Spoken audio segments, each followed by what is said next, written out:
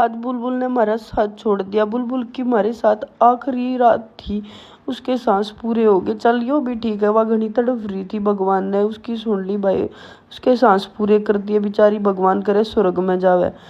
आज सारी रात मैं बार बार मैं उठ के न देखे गई कि बुलबुल की क्या सिचुएशन चल रही है।